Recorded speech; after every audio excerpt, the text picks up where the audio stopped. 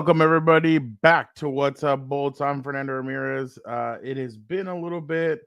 Dan and I kind of had to take a break during the bye week as I was doing other stuff. I'll get into that in a second, but welcome to the show.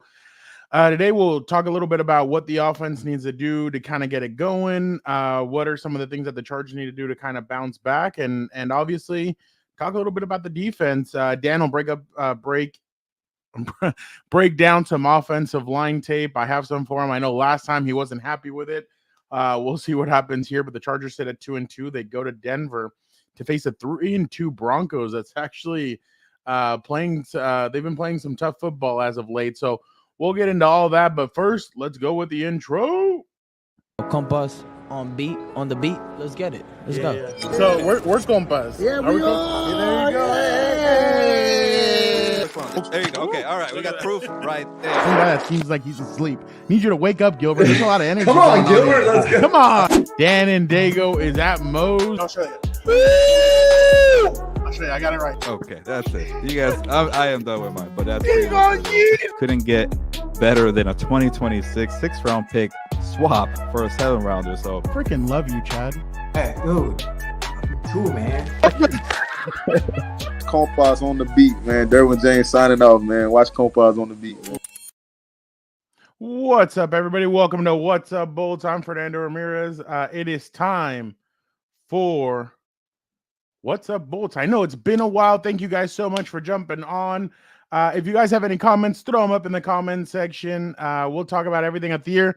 I already see is giving me crap. I'll get into a little bit more of why Dan and I have kind of been away for a little bit. If you guys watch Compas on the Beat, you guys know, but I'll just let some of you guys, I know some of you guys just like Charger talk, so I'll let you guys know.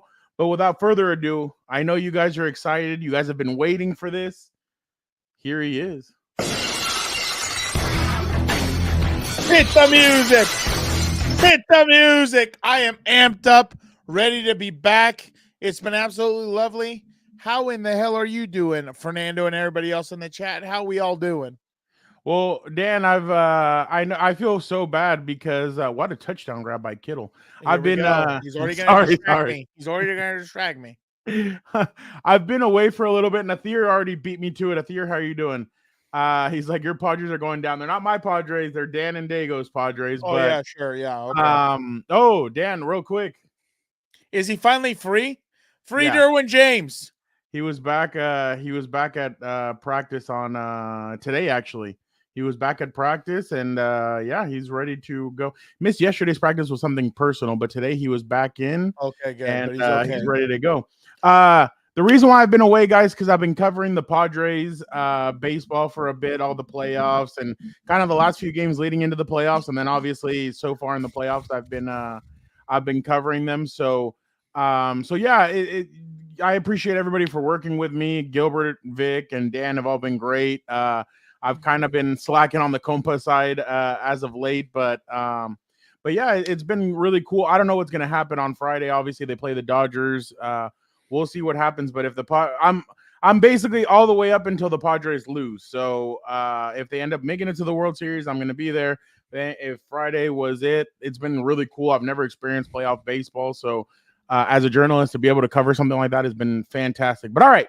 You guys didn't come here to listen to me talk about all that. So let us talk a little Chargers. Dan, the Chargers are 2-2, and they are facing the 3-2 Denver Broncos that started off the season a little rough, and as of late they've really turned it on. So Dan, just what's something that you're kind of anxious to see, as now there is no rest for the wicked. The Chargers are obviously no bye week to help them kind of get back. It's now the next 13 games.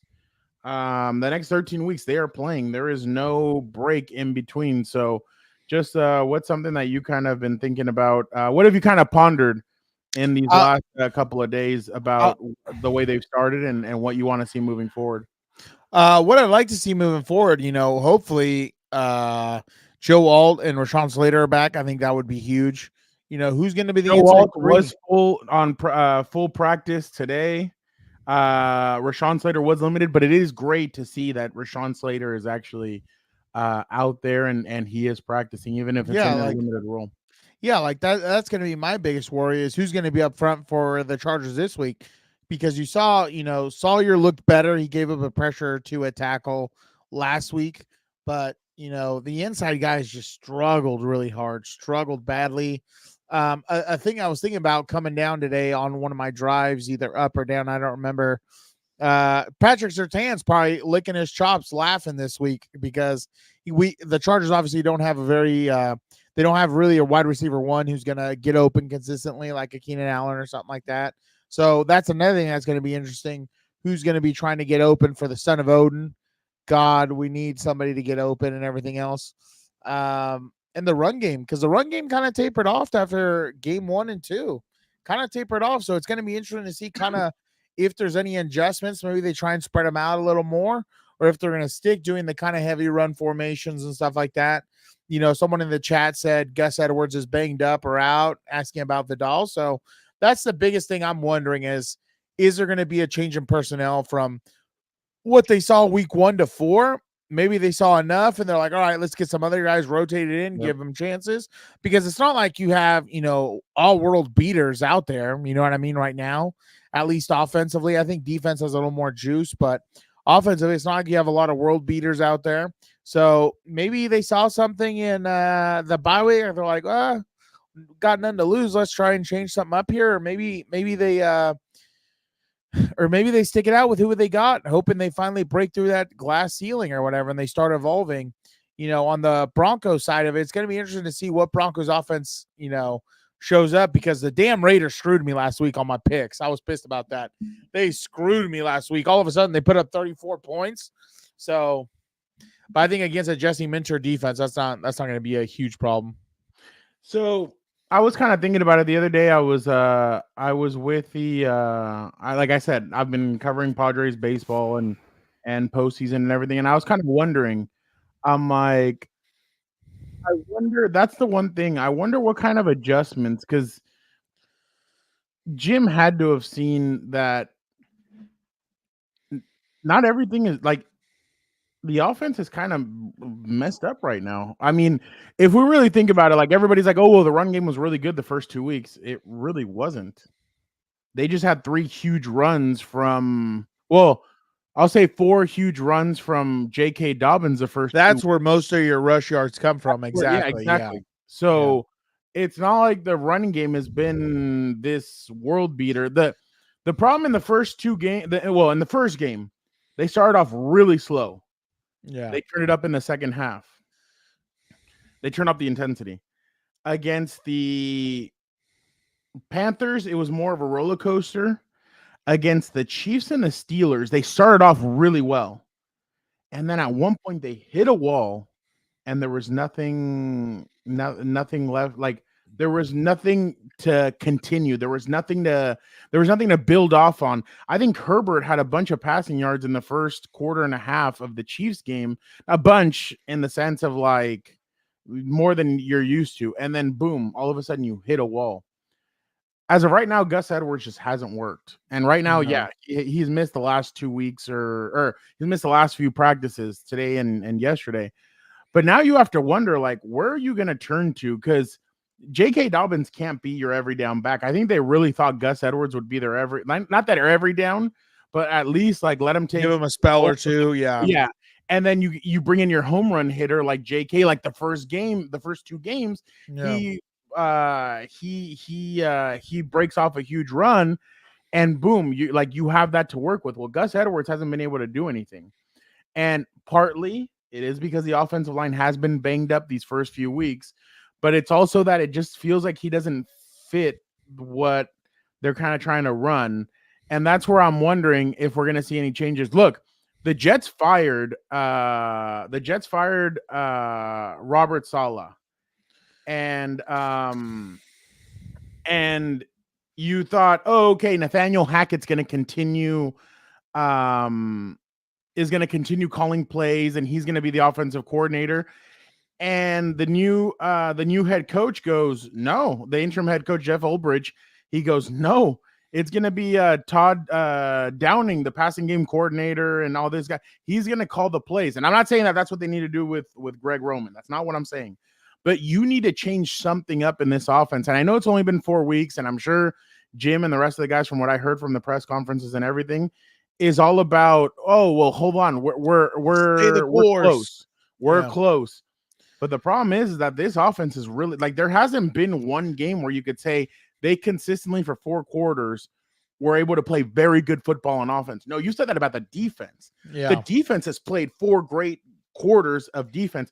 Hell, you held Kansas City. Look at what the Saints what the Kansas City's offense did to the Saints. They put up a bunch of points. They were consistently driving up and down the field. They weren't doing that with the Chargers. And then you obviously look at the offense and you're like, oh, something has to change. And then on special teams, I mean, I don't know what happened to Darius Davis, but he is not the same returner that he was last year. I don't know if he's dealing with an injury or what it is, but he has just not been that explosive, whether it's the few plays that he's got on offense or even on special teams.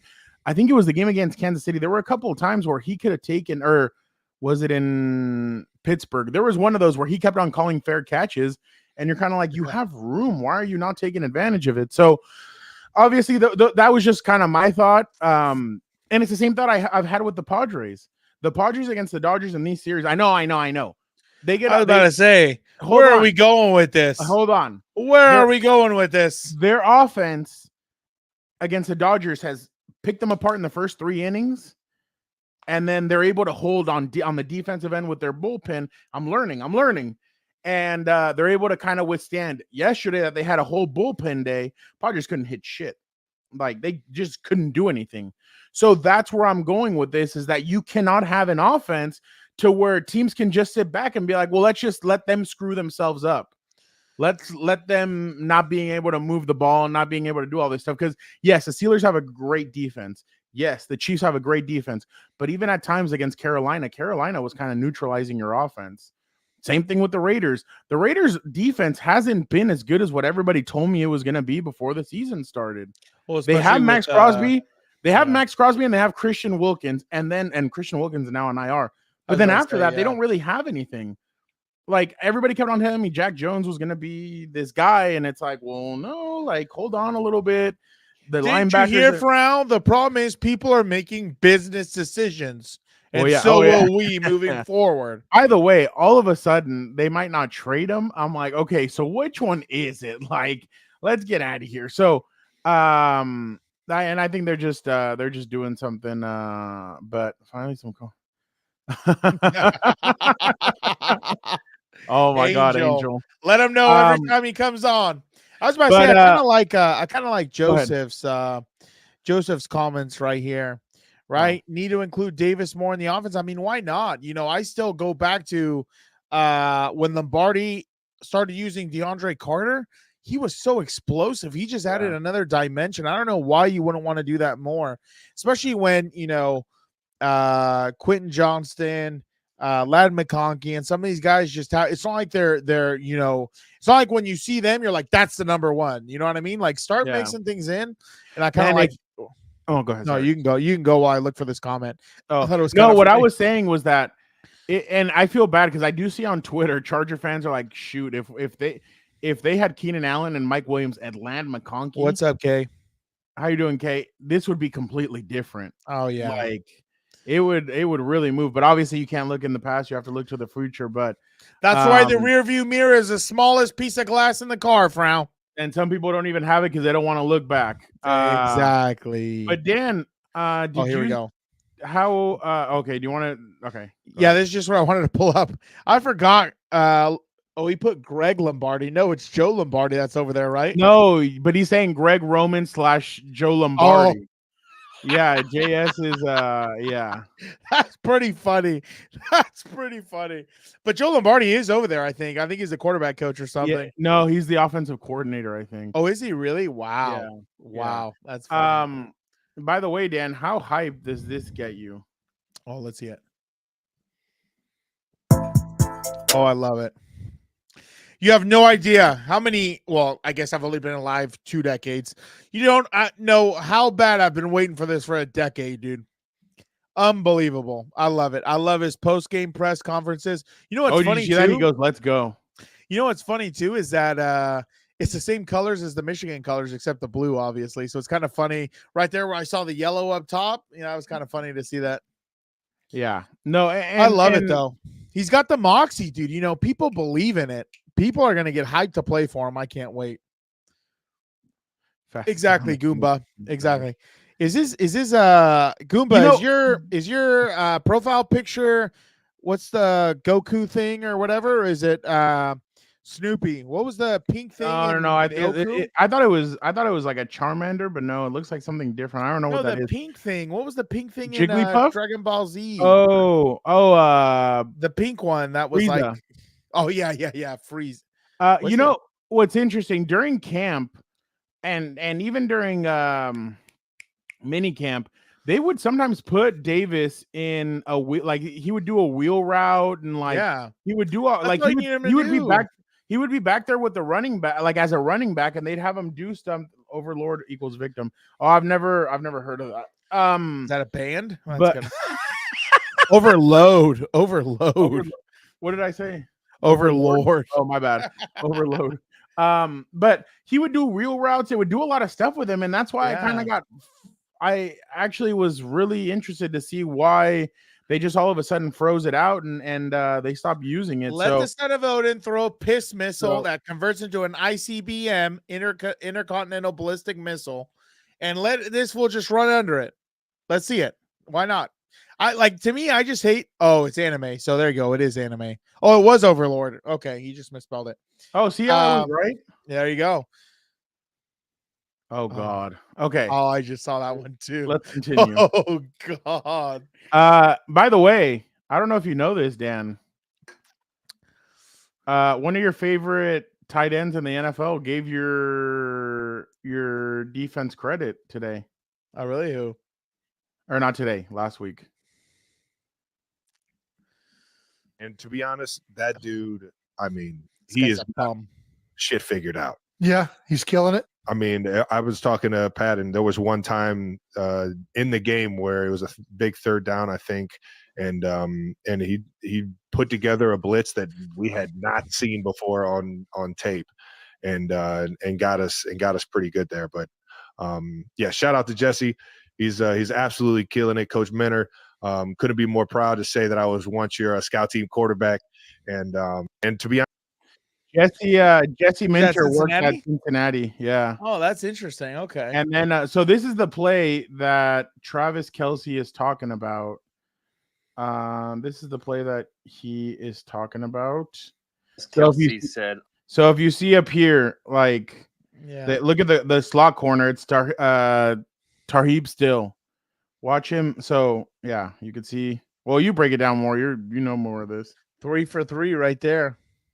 That's what you always want to do. Let's see. Oh, they're going to have him rotate, apparently. That's what this thing is. And remember, no Derwin James. That was the crazy. But that's why I say, like, to hold him to, what was it, 20 points or whatever? 17 points? Yeah.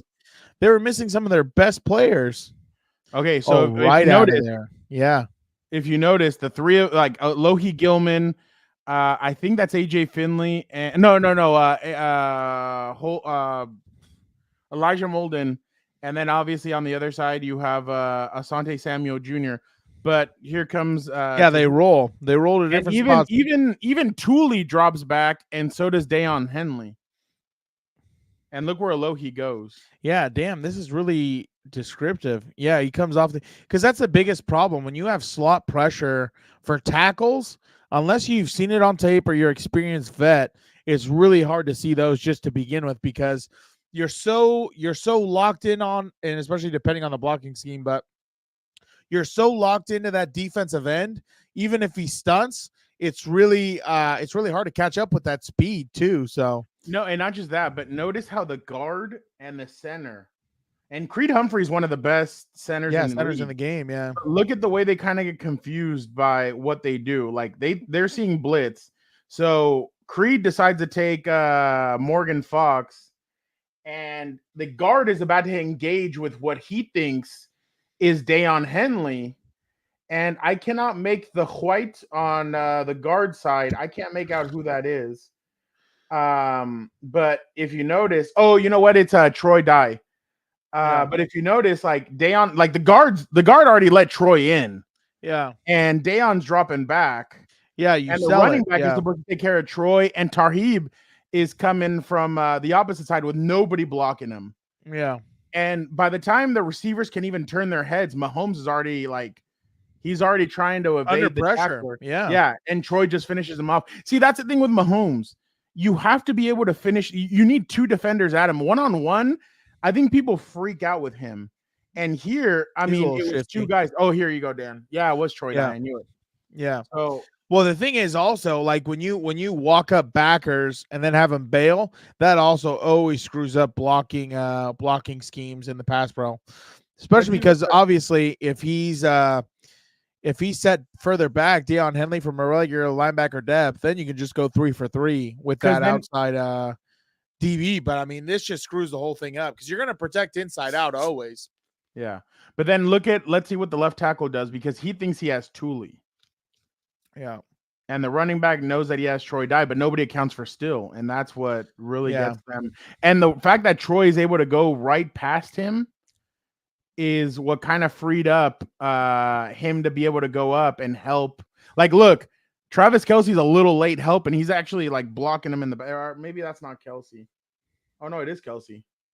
So if you see him and again, I'm not an expert or anything, but it's just like Still just comes in. He doesn't hesitate, which is great. And he's able to kind of swing him around, and then Troy finishes him off. But if you go back to the left tackle engages with Khalil. Yeah. And the guard kind of doesn't know where to go. Like, look at the guard. Like, Morgan Fox engages him. Yeah. Yeah. So he didn't know where to go. And then obviously the left Creed Humphreys working the other way. Yeah. And that's the thing they talked about Jesse Minter, right? When he got hired, his biggest thing was disguising in a way that's not, AP calculus, like supposedly the previous administration was, where now you're disguising, but it's a lot more efficient and the players understand what's going on. That's what it was all about. That's what's always been the key. And I think, honestly, their best weapon, I know we're talking about the Broncos, it's this week, but their greatest weapon was keeping Mahomes in the pocket. That's the biggest thing you have to do against guys like that.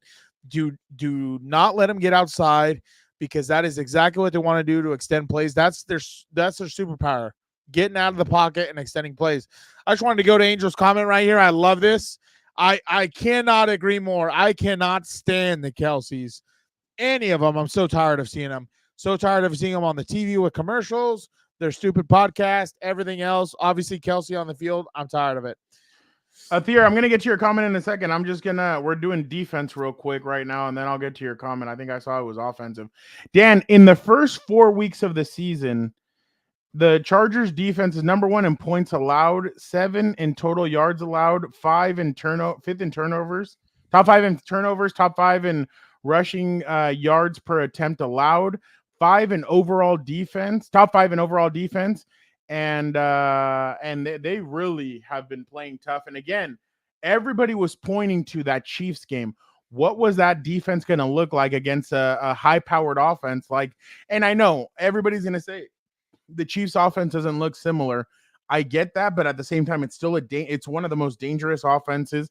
It can catch up at any time.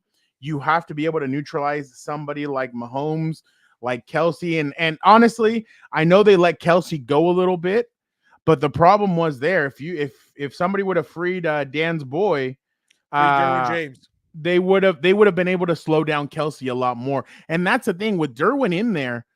Derwin kind of serves as an extra linebacker, and Molden, he's a hybrid. Yeah, stays back there at safety. They're able to do a lot more. And again, they're not making Derwin do any more. They're making him do a lot less, but he's showing up a lot more. That Pittsburgh game, I thought he had a hell of a game. Well, he was really moving all around. I think also the biggest talking point after the Chiefs game, and again, I know we got to talk about the Broncos. He's going up against a Hall of Fame coach, literally one of the best offensive minds in the games, and held him to 17 points. It's going to be curious to see how that second meeting goes, but he's facing another, well, who knows, probably Hall of Fame coach in Sean Payton. So that's going to be super interesting to see how he matches up again. Obviously, Patrick Mahomes is not on the field. Bo Nix is a rookie. He's going to be able to take advantage of that, force him into mistakes and things like that. That's going to be the biggest thing that, you have to do. Get after him early. If you look at it, Denver has played the Seahawks, Yep, the Steelers, the Buccaneers, the Jets, and the Raiders. They faced some good defensive minds so far. Yeah. They faced Mike McDonald. Yeah. They faced the Steelers defense. Yeah. Todd Bowles. Robert Saleh. Graham. Yeah. But it seems like what Jesse Minter has done, and he's again, everybody. This is the thing about these schemes. Everybody's saying, "Oh, right now, the Chargers are running kind of that Baltimore Ravens defense." I get it, but every defensive coordinator makes their own interpretation to the scheme, and they change things around. So whatever you see from Mike McDonald is not the same thing that Jesse Minter is doing. It's not the same thing DeAnthony Lynn is doing. I know it's USC, I know it's college, but he's also he's from the Baltimore Ravens train. So so it's going to be different, and I'm sure Jesse Minter's had 2 weeks to now watch Bo Nix. He watched him against the Raiders. They've watched all the film. The one game that impressed me about Denver was when they basically shellacked the Buccaneers. I did not think they were going to go down to Tampa and be able to do that, but their defense is playing well. We all saw, I know, God, what's his name? Oh my God. I know, what's his name? Gardner Minshew threw a terrible pass, but Patrick Shanahan turned that into a pick six. Yeah. Oh my God. The Thursday night football for next week, the graphic, it's Broncos Saints. They had Cameron Jordan for the Saints, and they had Sean Payton on for the Broncos. They couldn't even put Patrick Surtain. They didn't do anybody. That's hilarious. God, that's terrible. And that's the thing that's gonna need, the Chargers are gonna need to be very disciplined against the Broncos because they have not done well in Denver. That's the other thing. That's where history plays a factor. That's where we're really gonna find out if it's the same old Chargers or not. Yeah, and that's going to be the issue because the Chargers are now 1-1 in the division. And the Broncos are 1-0. You cannot afford to fall to it or to them. And think about it. Last year in Denver, the Chargers lost 16-9. Sunday, January 8th. The Mike Williams game. Where he got his back hurt. Chargers lost. What the hell are you doing to me? Trying to bring this shit up? I'm going to. Let's go. I'm going to. Chargers at Broncos. The last time they won there. No, Sunday, November 28th, 2021. Broncos. This has nothing to do with that game. Do not ask me ever again about it. Broncos. Who? No, I'm just kidding. Oh, you're. I was like, no, don't yell at me. 31-30 Sunday, November 31st, 20. Well, damn, when is the It's hard to play in Denver, okay, Sunday, it's hard to play in Denver. Sunday, December 30th, 2018 was the last time the Chargers won in Denver. 23-9. 2018? My God. Yeah. My God. Yeah. I get it. It's hard to play in Denver. Got it. So we don't need to lose anybody else. They're really going to need to buckle down and the biggest thing, this is the biggest thing. If you can first off, obviously, if you can put points up early, be efficient, keep their defense out there, and you stop Bo Nix early, that is exactly what you want to do. You do not, with these type of teams, the longer you drag it out and keep it close, the more it's going to play into the hands of the Broncos. That's what you cannot allow to happen.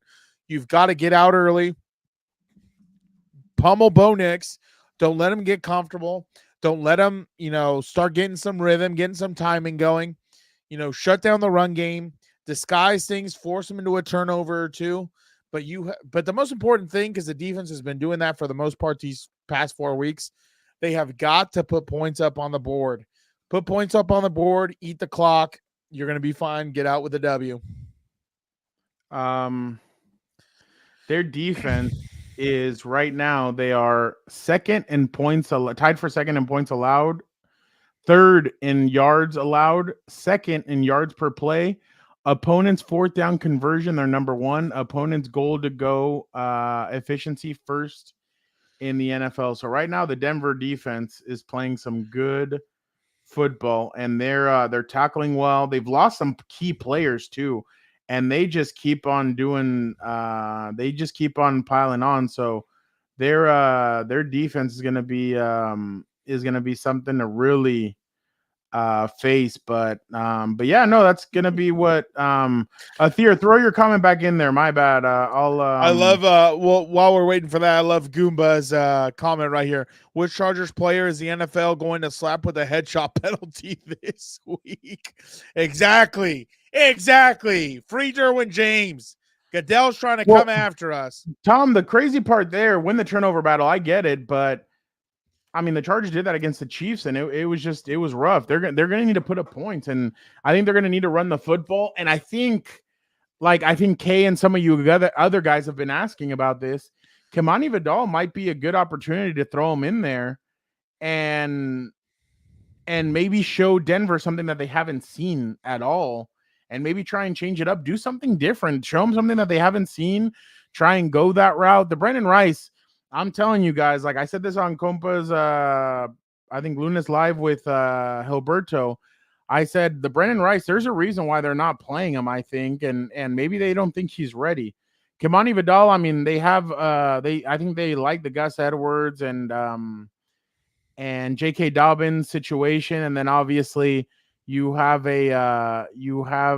other players that are going to need to step up, but I think they're okay with their receiver situation. DJ Chark, for some reason, it doesn't sound like they haven't even opened his 21-day window to return. So I don't know what is up with that. So, but Kamani Vidal might be this might be an opportunity for him to show out and do something different. I think Kay asked earlier about Jalen Reagor, but is he suiting up, you think, or is it just going to be? Well, no, they would probably they could surprise Denver with him, but he's having to play here and there. It hasn't really been something wow. Yeah. But they could surprise him and call him up. And I was gonna pull up. My bad. Real quick, they could bring him up as a what's it called? When they bring up players from the practice squad for one game, they could be able to do something like that and bring him up.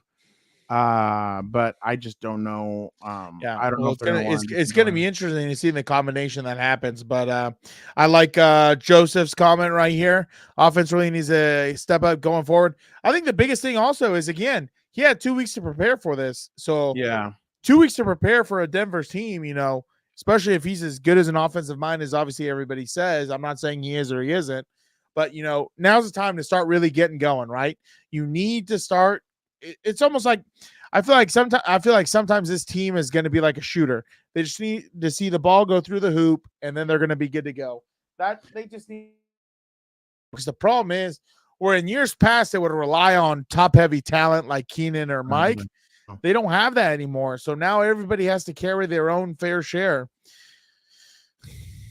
Yeah, no, I completely agree. Theo thinks this might be Herbert's first 300 passing game. Hope so. Of the season, and that the Chargers make a statement win and win 31-3. Jesus, I don't know if it's Denver's not like a top AFC team. But Bo Nix playing well as of late. I actually do agree with Angel. I think Will Dissly's been good, but I think they need more production out of their tight ends. I wouldn't doubt that Denver this weekend throws Darnell Parham, I think, is still on the team. I wouldn't be surprised if they didn't throw Darnell Parham in there this weekend. And try and unleash him. And he's on the practice squad of Denver. I wouldn't doubt it. But I was gonna say, speaking of that, I think the biggest thing that you need to see moving forward, besides the points and everything else, no more stupid pre-snap or stupid penalties, man. That's been a problem. That killed him the past few weeks. You can't have these penalties. My God, you don't put up points. You have assignment errors. Fine, whatever. But, these pre-snap penalties are just shooting yourself in the foot. How are you moving forward? Yeah. Angel Alt did practice today. He fully practiced, so that's a good sign. I think Slater is still not questionable, limited. So we'll see what the injury report Oh, says. jeez. But what? No, just how you said he's Oh. limited. Dan, question for you from Yes. Senor Vivement. Senor Vivement, how should we mitigate those darn 3 men inside stunts? If you're talking about the 3 inside against stunts, sometimes what you can do, obviously, slide protections. You slide into the stunt, make it easier.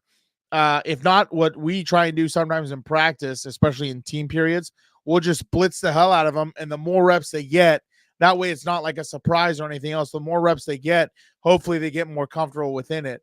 Again, the other thing is going to be interesting to see what the lineup is up front this Sunday with the Broncos, because if Alt's gonna go, is Trey gonna go in, and then they're gonna leave Sawyer at left tackle, so that way you don't see I forgot the right guard's name from last week, but again, it's gonna be interesting to see, because it's not like we have many world beaters in there. And again, I think the other thing is, right, maybe calling a few more screens, calling a few more 3-step drops, something quick to get the ball out of the hand, some play action, something to kind of, draw the eyes of, if anyone's watching the backfield instead of reading their keys, doing something to try and get the ball out of his hands faster. One thing I hope to see again, Herbert make decisions a little bit faster, whether it's throwing in the dirt to someone's feet to avoid a sack. But that's the biggest thing that needs to happen. Get the ball out of his hands quick, because that's been what's getting. Yeah, don't let him take hits. That's what's been hurting him. Yeah, no, I agree. They need to they need to get that offensive line fixed.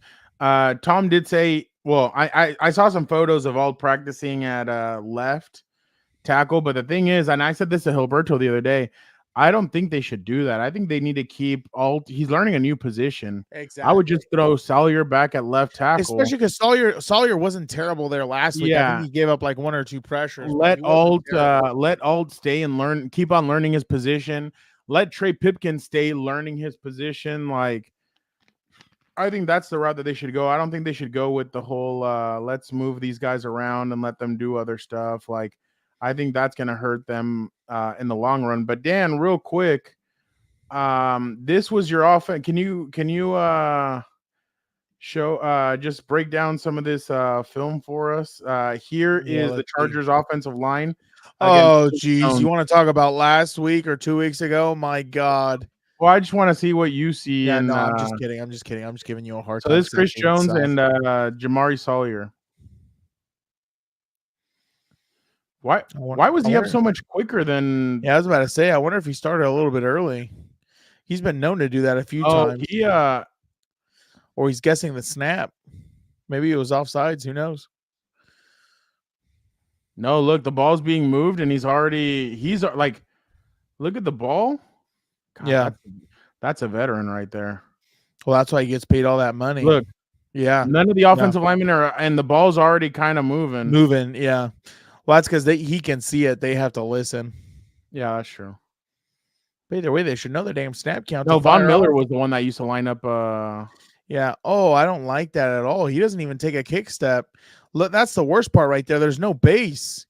Look how his feet are close together. There's no power there. Oh, geez. Oh, this is probably a hands to the face penalty. Oh, geez. Yeah, he's just light years behind. That's what happens when you get, a savvy vet against someone else. Oh, that was not a good rep at all. The problem is right there, his feet are too slow. Like, Chris Jones is hauling ass before he even, again, beat off the snap. But, you've got to kick step vertical. When you try and turn your shoulders too quick, no base, makes the edge smaller so he can get around you a lot faster. And you get your hands on him, you want to widen his ass out. Make him run the hoop. So here he is. So this is the play at the end of the game where he's up against Will Dissly, and he just... Jesus name. A damn tight end. My God. How could this end for Al? I'm sure positive. Oh, my God. Oh, no. Just turns his shoulder. Dan, did you see that? Aren't those hands to the face? Just turn. Oh no, Hold Roger on. Goodell doesn't care. Right there. Oh my God, I'm sure that wasn't called. Roger Goodell doesn't care. Oh geez. I actually thought Will Disley. I mean, well, he's a tight end. He's doing his best. but That's not what he gets watch paid to do. Pipkins on this play. Oh, and he whiffs. He whiffs. He had a clear shot. My God, in absolute heaven. He whiffs. Are you kidding me? And who did he hit, Dan? My God, the son of Odin. Get this off. I can't watch this anymore. Okay. I can't do this. Look, I feel like in The Godfather. Look how they massacred my boy. Terrible. Terrible. Can't have that. Damn it. Dan, real quick, how impressive has Lod McConkey been for you? Impressive. I'm not gonna say like super duper like crazy, but he's been good. He's been making plays when they need sometimes. You know, he's been getting open on third downs. I assume that's where he's gonna be more the route running Keenan Allen type. Because wow, he whips it pretty well. He's pretty elusive. He's pretty elusive. What do you think about a route runner? He's a good route runner. Sells deep, finds space, you know, and then he has the wherewithal to understand that guy overcommitted and just kept moving his feet, dude. That's what good. about the move that he puts on the safety? Yeah. Yeah, just keeps running, finds open space. I think he's going to be good once they kind of get a wide receiver 1 and 2 maybe as the third guy. You remember how Tyrell Williams was? Yeah. Guy was a killer. He just understood what he was there to do. He understood the assignment, as the kids say, or whatever. What did you think of this play? Let's see. Hold on, here it comes. Oh, this is the one where he scores and he throws it like out of nowhere, right? Yeah. Who the hell is that on the floor? Are you shitting me? Jesus Christ. J.K. Dobbins. My God. Look at this. He's not even. But look at the adjustment. And I don't know how that wasn't a penalty. Looked like he. Do you know, Dan, why it wasn't a penalty? Oh, well, I do, obviously, but people don't want to admit it. But look at Justin put it somewhere where only Ladd can get it, and look at the adjustment on it. That's why I'm saying, like, I think Ladd's going to be really good once he kind of figures out how to play in the NFL, and once they kind of get more receivers to take the attention away. I think the Chargers receiving core, the biggest problem is that there's no one taking away 2 guys on the field. You know what I mean? There's no attention, no special attention to anybody. So when you play some of these teams now, really, they can really get into their coverages that they want, and it's not a one-on-one matchup that hopefully you can win. So, well, look, watch Ladd on this play. Oof, dirty. Yeah, he's going to be good, dude. I think he's going to be really good. Like I said, I think they just need a little more help in there. Yeah. No, I completely agree. Let's see, just real quick. Angel, I love that comment. Do you feel like this is true? What? If the offensive line doesn't approve, that's they're gonna blow it up. But like that's 100% the whole team, in my opinion. Like this year, they overtook a problem, and I think you said it best at the beginning of the season, Frau. They overtook cap hell. They had to get under. They only gave out, I think you said, only 1-year contracts. That's what that is. This whole team is a rental right now. They're trying. I think, you know, as shitty as this going to sound, and no offense to anybody, this is a tryout year. Who's going to stay and who's going to go? That's the NFL. That's the men's league. You know, I think right now they're trying to see who the inside 3 is going to be, because they have to decide, I think, this year if they're going to pay Slater or not. So that's going to be a big decision they have. They have Alt. They have Ladd. They have Herbert, obviously. Everyone else is kind of, we're going to find out. We're going to wait and see. Defensively, probably around the same, maybe. They'll probably try and keep some of those guys, especially because they're performing well. But, I mean, offensively, especially those inside 3, that's exactly what this was. I think they signed Bozeman to a 1-year contract. I think Pipkins either has 1 or 2 years left. No, this is last year, I think. Well, there you go. There's a reason why they didn't try and go out and sign some big-time offensive lineman or something like that. My bad. They can get out of his contract without having to pay anything after this year. Well, there you go. I assume Zion Tom protected you before he left. Oh, he can kiss my ass. I'm just kidding. Unless he comes on the program, then I'll defend him to the death. Shout out. Tom, for the last 10 minutes, you're going to speak to Dan and Daygo. Yes, could you imagine? That would be insane. What's it called? The offensive line. called? Yeah. Tryouts. Oh, yeah. Sorry. Zion. Zion, I think, is in his 4th or 5th year. They're going to have to decide whether they're going to pay him or move on. Year. Okay, but isn't it after 3 you can move on, or 4? After 4. Oh, after 4. Okay, well, either way. We'll have him next year. Wait, they can't cut him after 3? No. Oh. Well, they could, but they're going to pay. They have dead cap. Yeah. Well, either way, right? They can put someone in there over him if he's not the guy. But long story short, that's what I'm getting at. I think this whole team, and then Quentin, I think, is only on year 3 now, right? Or is this a second? No, this is second year. Second year. Yeah, so he's going to be there a little bit longer. But in terms of everybody else, I think that's exactly what's going to happen. I think with these tight ends also, the tight ends were all, I think, 1-year contract rentals. So 100% Athir. I think you could see a very different team next year. I think this team, it was kind of like, okay, we're picking up the pieces. Who are we going to put out there? Like, let's just try and, put tape and duct tape and glue and see what we have to do out there. So I totally 100% believe a lot of these guys are not going to be back, and it's going to be a little bit different next year. Senor Vivement would like Amari Cooper to the Chargers. I don't know about that. Isn't he expensive? No, he's only accounting for $900,000, and he really after this season he's a free agent. Oh, but that'd be your second former Raider. For real, Pro Bowler. So, but honestly, I was gonna say, coming to that, I don't think they're gonna pull off. We talked about this, I think, last week before the bye. I don't think they're going to trade any draft picks away. I think they only did it for Taylor Heineke. I think they traded like a 3rd or a 4th or something. No, they traded like a 6th. Well, whatever. They traded a 6th-round pick. And I think that was only out of pure necessity because they knew we can't go into the season with Easton Stick as a backup. No offense to anybody out there. Because, again, I think right now is the time where you have to maximize Harbaugh's college-level coaching experience. Because whereas before – the previous admin treated draft picks like, they were gold, but every time draft night came around, it kind of turned to shit. Now it's going to be a little bit different because he has those years coaching at the college level. He knows a lot of these guys. He recruited a lot of these guys. So that's going to be, and he can almost get into the mind of these players and understand, okay, he's probably followed their careers in college. He's like, okay, that guy would probably be good in the NFL. This guy, that guy, whatever. You know what I mean? Like, so I think these next 4 years are going to be crucial of them having good draft classes because that's where Harbaugh's experience is going to have to. Well, that's how Pete Carroll did it when he came back to the NFL. He has the upper hand. He has the upper hand 100%. He needs to use that to his advantage. Yeah, no, I definitely agree. Dan, just real quick, let us hear what how Jim Harbaugh started his presser on Wednesday, and he kind of talks about the back end during the bye week. Get a chance to zoom out a little bit and sort of assess where you guys are at. What did you take away? What did you discern about the first quarter of the season after taking that time during the bye week? Yeah.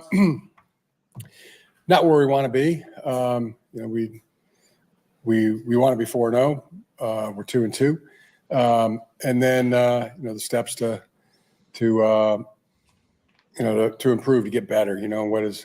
What does get better look like? For us, it's getting crisper, sharper on offense, and that's in all areas. I mean, trying to grow, but that's particularly what we're attacking as we get into this. I mean, the NFL is a one week league, and just honing in on everything that we can do to be, most successful. That's funny. He didn't take any time off. They're like getting away. He didn't take any time. I agree with what Senor Vivement says here. The front office could want to win this year to be better sell on FAs. Totally get it. Agents, yeah. Oh, I know. But I'm just saying, like, I don't see them doing it this year. Totally agree with them, though. They totally could, but do you feel like you're in a position to go to the coaching staff and and say, can we turn the dial up a little bit? Like obviously winning is the most important thing. Mm-hmm. There's the statistics as far as how often you're throwing on early Computers. downs, early Holy games, Jesus. total number of passing yards. It's production-wise, it's the lowest of your career. So at any point are you in a position to go say, hey, can we turn it up a little bit? First off, thank you. Yeah. I think that's just complete trust in our offense, to be patient and understand that, hey, we're going to get things right. We haven't played the way we want to, but there's never a time to panic, and it's not to panicking doesn't help and changing things. And the Leader. I don't see it that way. I see it as a confidence and a faith that we're going to get things right. We got the right guys out there. It's a new offense. It's a tough offense. We're going to get it picked up, and no one is panicking or worried about that. And as long as we're moving forward and getting better, that's all you can ask. Beautiful. I love this guy. Jesus name, I love this guy.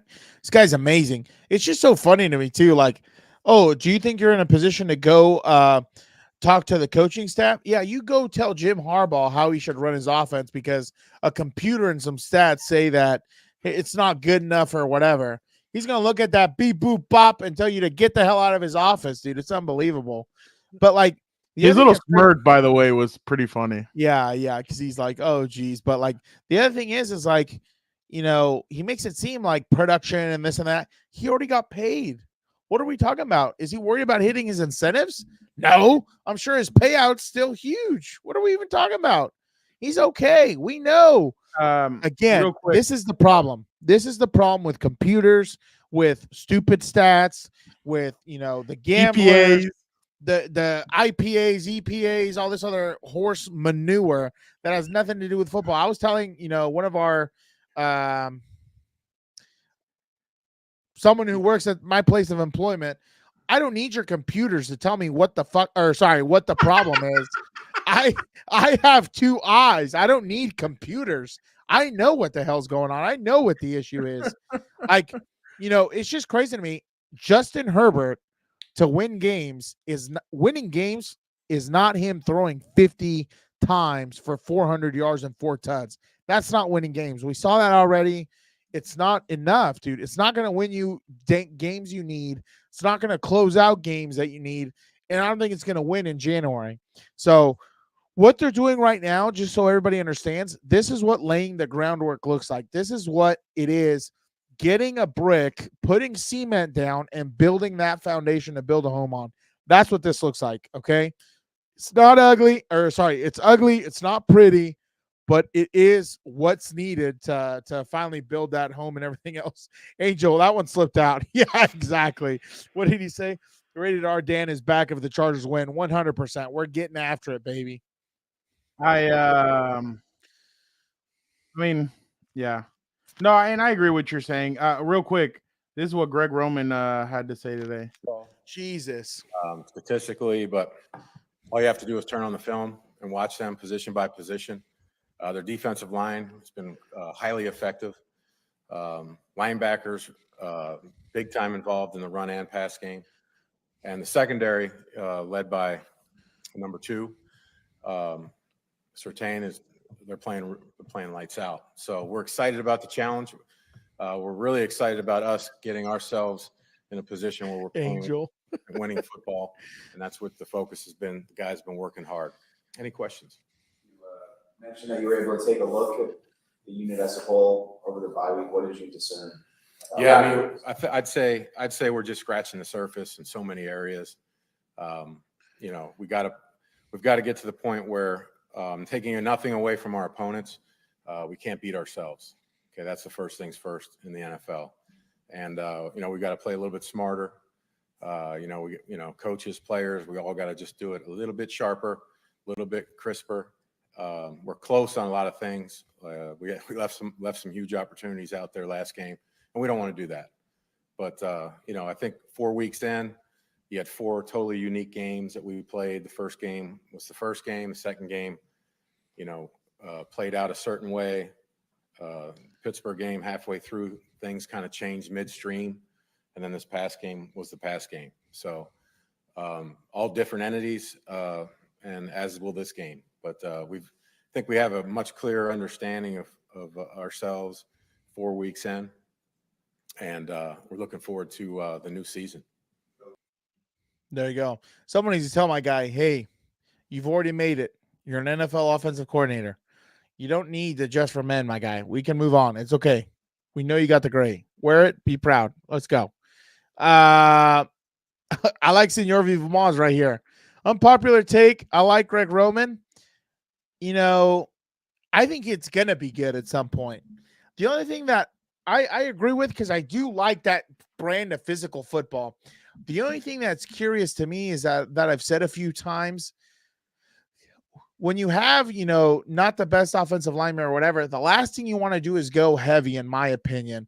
You want to spread them out, get lighter boxes, create more space. That way, hopefully, the running back can find a crease or two and kind of make it through there. That's been the only thing at times that I'm kind of between that and the, you know, having Herbert take 5-step drops and stuff like that when, again, pressure's not or protection's not very good and everything else. That's kind of an issue I've had also. I also like Tom's oh damn, I was about to press on another one. I also like Tom's comment. It's not a 1-year process. It's going to take a few years to get the team that Harbaugh wants for his style of football. 100%. There's no such thing as an overnight success, you know, especially not in the NFL. It definitely does take time, dude. So you just have to buy into the vision. And this is the times where they say, stay the course. You know what the vision is. You know what could be waiting for you at the end, but you just got to stay the course. That's the biggest thing. And it's hard. Again, you know, I love what Herbert said. You can't panic. Not 100%. Panicking is like cancer, especially to a team. It just spreads and it's a problem. Then you can't get anything done. Agreed. Dan, just real quick. Chargers win. Did you see that? Did you see that disagreement between Bo Nix and Sean Payton? Oh, yeah. That they were talking to each other all aggressively or whatever. So look at the TikTok that Bo Nix made. Well, Ferris Bueller in them. Did you watch the movie? Have you ever seen it? Yep. Life moves pretty fast. You don't stop and look around once in a while, you could miss it. Troy Franklin with a catch is good. Now 3rd and goal. Swing. So basically, he made a whole clip of like them scoring. Chargers by 40. Chargers by 40. Making damn TikToks. Are you shitting me? I would have cut his ass for that. Making damn TikToks, trying to get TikTok famous. No thanks, dude. No thanks. Dan, you love our compas from the Spanish broadcast team from the Chargers. Angel's on fire today, dude.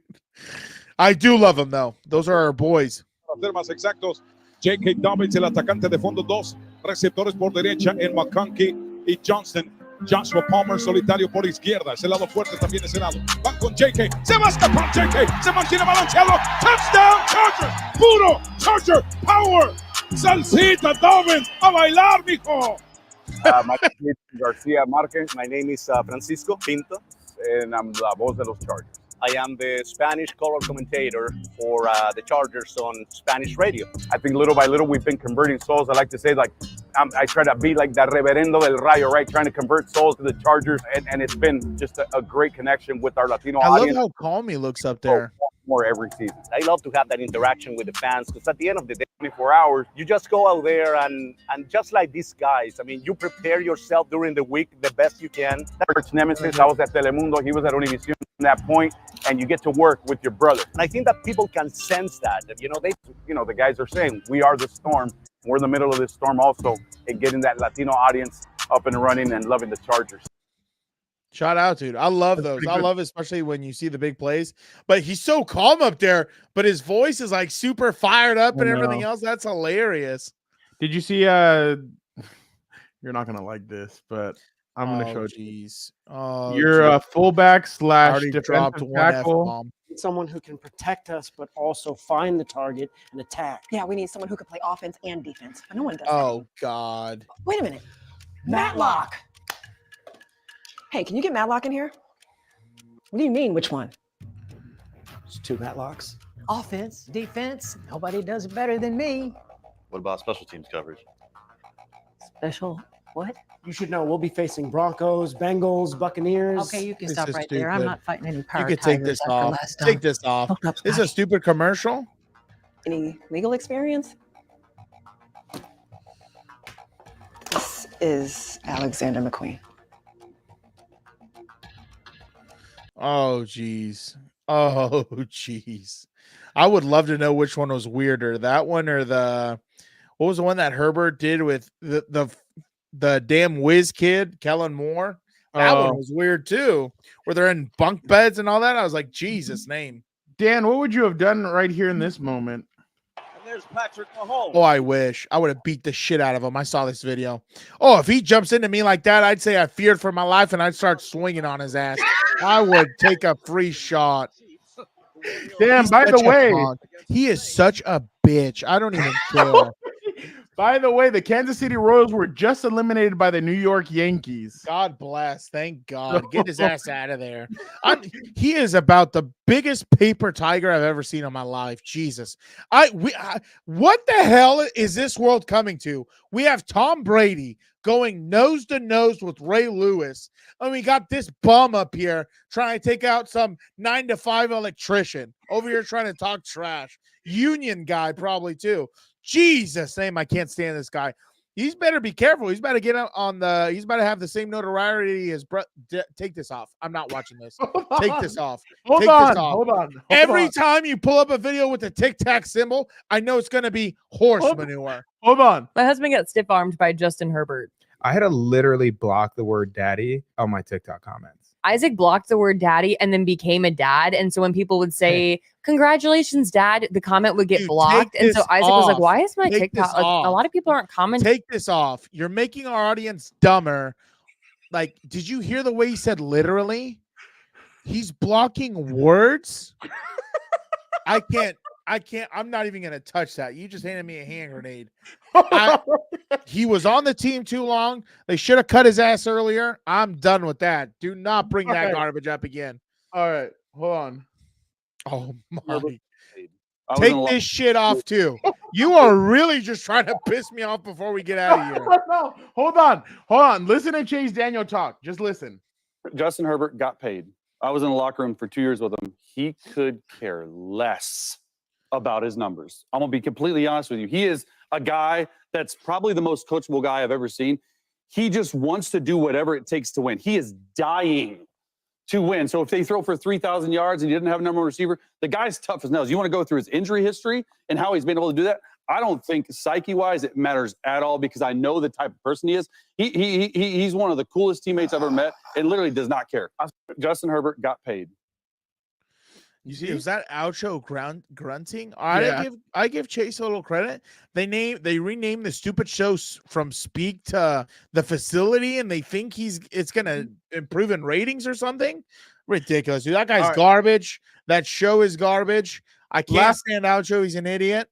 Last one, and then we'll do out of here. No, you're gonna love this. You're gonna love this. You have trust in me, right, Dan? You better put something good after the 4 shitty videos you pulled up, right? Oh yeah, let's go! Let's go!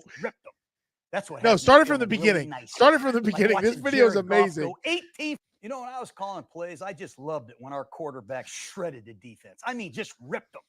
That's what has me feeling really nicey. Like watching Jared Goff go 18 for 18, 292 yards and 2 touchdowns. I couldn't do that pregame warm-up. Jaden Daniels, just a rookie, 26 out of 30, 87%, 231 yards. He rushes for 47. He's doing everything. Shredded, baby. CJ Stroud, 345 yards, brings the Texans back, wins it at the buzzer. Shred him, Stroud.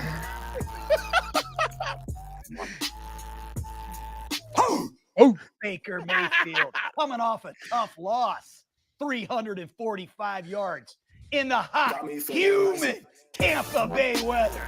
Heat him up, Mayfield. Keep shredding him, baby. Sam Darnold. Who'd have thought the Vikings would be 4-0? 275 yards, 3 touchdowns. Go to Lambeau Field and win again, baby. Keep it rolling, Sam. Shred him.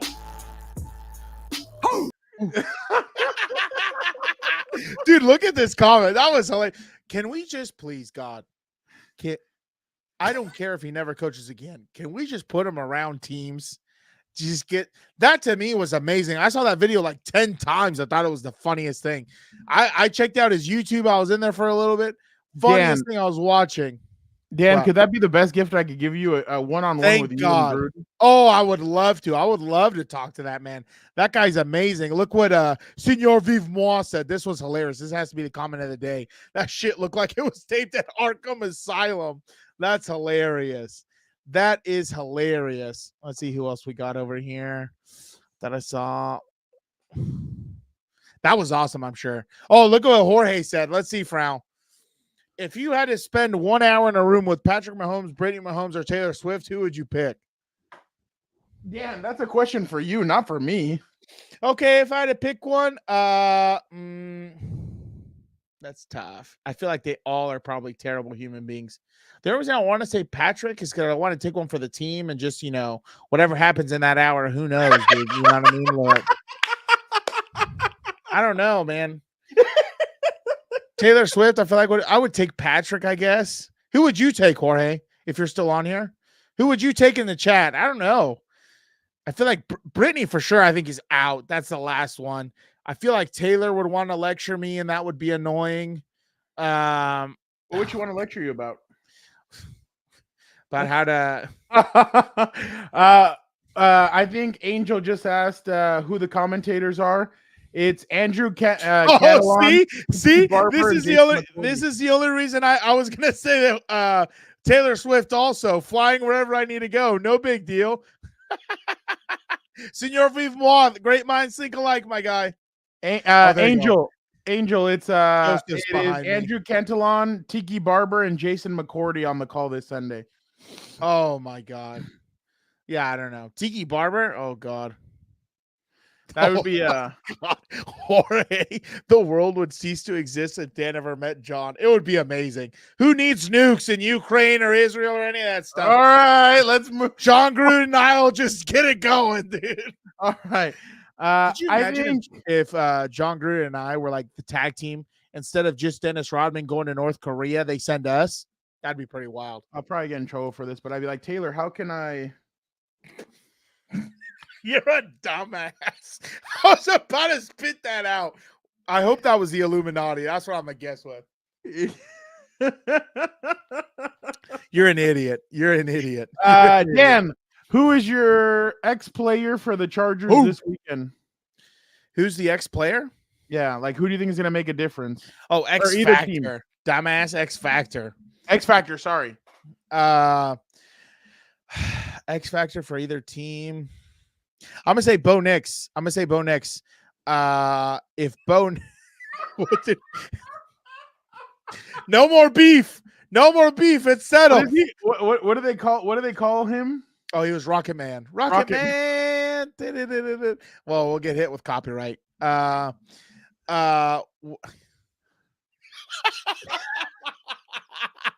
Angel's ready to go, dude. Angel is ready to go. When's Hilberto's stream? Let's crash that shit. Anyway, I'm gonna say the X Factor. I'm gonna say it has to be Bo Nix because I think really if you control Bo Nix, you're gonna control that offense. If you force him into a few turnovers, if you don't let him get comfortable, don't let him get set up. He's a rookie. He's a rookie trying to be, the captain of that offense and to move the ball. So I think if you can get him out of the game early, that's just going to bode well for you and everything else. So I'm going to go with Bo Nix, stopping Bo Nix, I guess. Jorge, Hilberto's stream is right after Thursday Night Football. And right now it is San Francisco 29, Seahawks 17. Oh, damn, it's a close game. Well, no, it's funny. The 49ers were up 23-17 or 23-3. And they got it to the game back. 17. Yeah, you better be careful. You better be careful now. Uncle Joe's Twitter fingers, they're going to start heating up. I'm going to go with Derwin James. He's coming back from Derwin James. He's coming back from the suspension. I think he's going to have a big game. I think he's going to show. He's going to be pissed. I just hope he doesn't helmet to helmet another person. So I think he's gonna be an X factor. I think he'll cause a turnover and I think he'll cause a turnover, and I think he will make a big sack, or he'll do something to make a big play. So I definitely think Derwin is gonna. I think Derwin is gonna be big for this defense on. I like that Goomba. Let him put the NFL on notice. That's what happens when you try them with sorry ass teams. What? Let's see. Final score, or what else we got? Yeah, let's just go. What do you think? What's your prediction? Oh, I think the Chargers will win. I think 24-7 or something like that. Maybe they sneak in a touchdown. I just think Minter's rolling too hot right now. I think the players are, especially defensively at least, they're playing with a lot of confidence. I think they feel good. So I'm gonna go. Do we know anything about? Oh my God, could you imagine that? Jesus. Do we know anything about Joey Bosa? Like, is he good to go actually before we get out of here? It doesn't look like, yeah. Jesus name. But Bud Dupree had 2 sacks against the Chiefs, so maybe he's but the thing is like Bud Dupree, the rotation. Yeah, that's my thing. Yeah, because Bud Dupree, I think, has had problems with that too. This is what Derwin did say before when he found out about the suspension and everything. See that from the league. Very disappointing, considering everything that took place, but we made a decision and moving past it. How did the hearing go last Tuesday? Did you get more clarity on what they're looking for? Or no, they didn't. No, was it what you expected? No, it was just they told me the violation, what rule I broke, and that was really it. It wasn't how I can get better, what they call, and it was none of that. So do you have is there anything you feel like you're going to try to do differently? Because Jim kind of said you've already been playing differently. Get lower. Just get lower. Was the line and what I find suspension more frustrating because you feel like you've been actively trying not to do that? For sure. Definitely. Just you say go lower. Are they creating an environment here where you're going to have no choice but to basically go for guys lower halves just to avoid it? It's for sure. Yeah. I'm not going to keep paying 700, 800,000. I'm not going to do that. So for sure.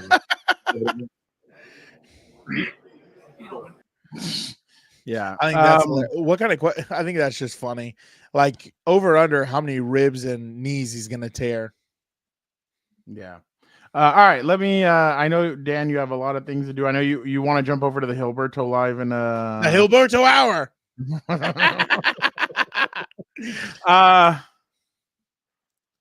They've had 2 weeks to prepare.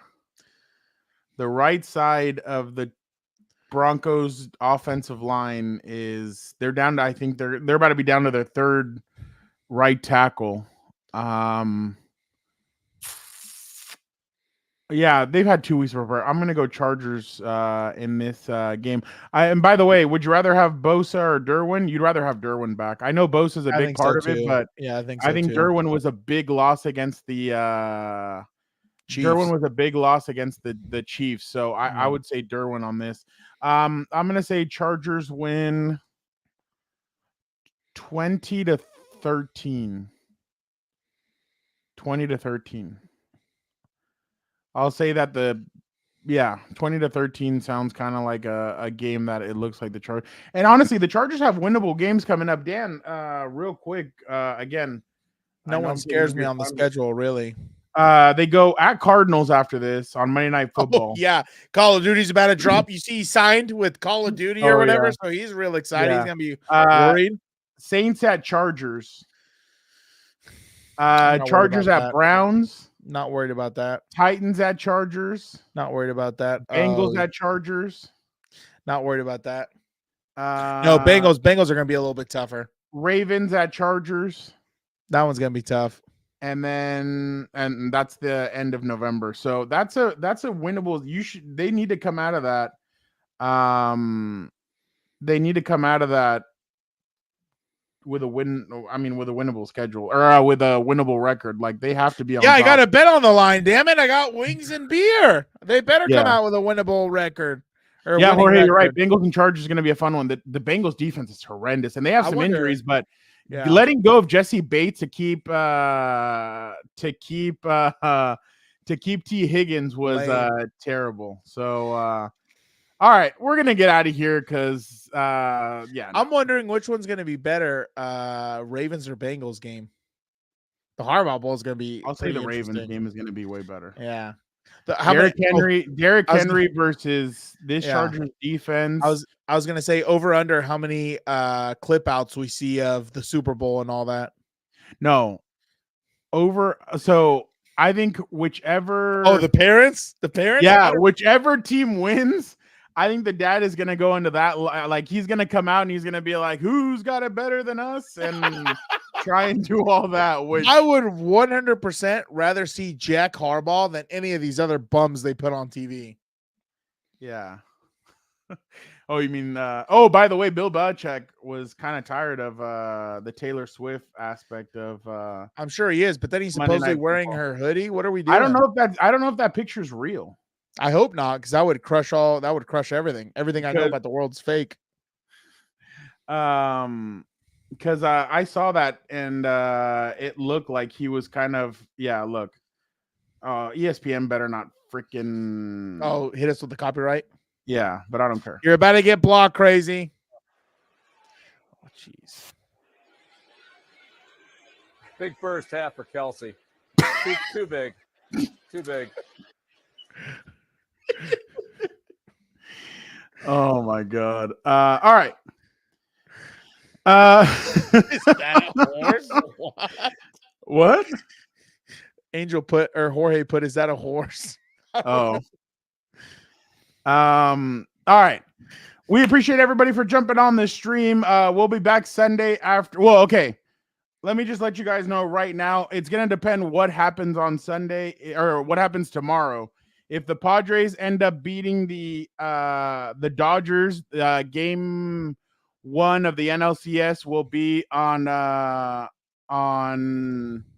Sunday, and I'll have to pull double duty doing Chargers and Padres. So that stream probably wouldn't happen until later in the evening. So that, and then also it'll depend on everything that happens with the Padres, unfortunately. And again, thank you to everybody who's been patient. Dan and I have been, Dan, Hilberto, Vic, and I have been trying to get this resolved. But as the Padres keep on going, I'm gonna have to stick with them. So if the Padres do lose on Friday, then I'll be doing business as usual. As soon as the game's over, we'll jump on a stream.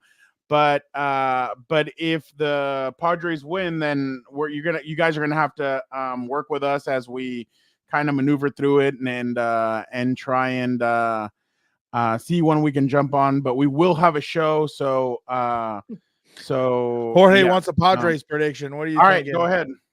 No, you. What the hell do I know? I don't know. I have no idea. Who do you want to win? Oh, the Padres. I mean, yeah, sure. That way everybody gets excited and everything else. But actually, no, because if they go to the series, I'm gonna buy a ticket. That's for sure. Knock that off the old bucket list. Yeah, no, Jorge. Well, I have to give my brother the. By the way, Jorge is the one that used to think that I was you. Oh, really? And you were me. Oh, yeah. He'd be like, "Oh, it's Dan in a hat out and everything." Yeah, I'll. It's because I don't want to be wrong about this, but I'll take a chance. big deal. It's baseball, dude. I'll say the Padres win. I think they love playing at Petco. If I'm the Padres, I would have Tatis as my leadoff tomorrow. I think Tatis should be the one leading it off.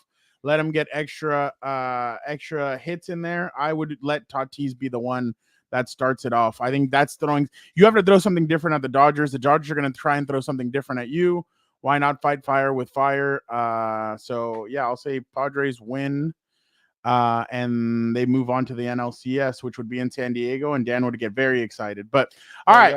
We want to thank everybody for jumping on the stream. Thank you to Angel, Jorge. I'll even thank Nick, Tom, Alex, who else is Alex, Rob. Brandon, I saw Rob in here. Joseph, LeBron, Angel Senor, Vive Moi. Oh, B Sal. All you guys are awesome. Goomba, Carlos, shout out. Yeah, Kay, Joseph, all shout you out. guys, Athir, everybody. Thank you guys so much for jumping on. Thank you guys for talking to or jumping on with us. You guys are awesome. You guys are the best. Again, just make sure you guys are checking. Here come the Seahawks. Just make sure you guys check out the make sure you hit the notification button so that you guys know when the live stream is going to happen on Sunday. So make sure you guys know that. Again, thank you guys so much. You guys are the best. You guys are the best. So make sure you guys tune in. Don't forget, again, to hit the notification button. Don't forget to like, comment, subscribe. Thank you guys so much. But Dan, let us get out of here. And everybody have a great rest of your week and have an even better weekend. And Telecompa. Good night and Godspeed.